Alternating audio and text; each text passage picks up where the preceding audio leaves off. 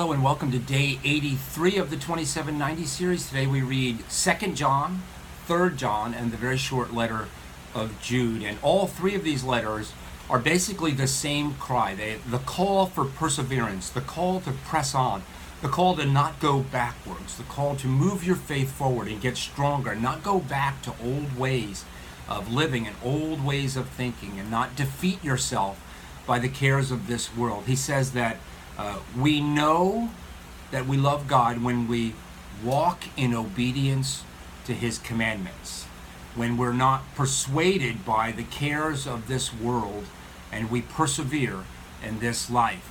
And so the early church, most of the churches, they had the same problems. They were all the same basic problems that we still have today. Are the things that Jesus teaches true? Do they challenge us to a life of holiness that is going to be good for us?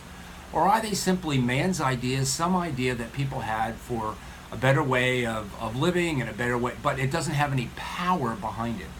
And the writers consistently tell people that the power behind the gospel is the blood of Jesus Christ and the transforming spirit that lives in us when we choose to live our lives according to the principles of the Spirit, that God will in fact bless us with His power to help us to live transformed lives. And consistently there is this call, don't go back to your old way of life. Don't think that there's a power that's greater than Christ. Become more than you ever dreamed that you could possibly be. And watch out that you don't fall back into your old ways. And that call to press on toward the truth is still a call that the church needs to hear today.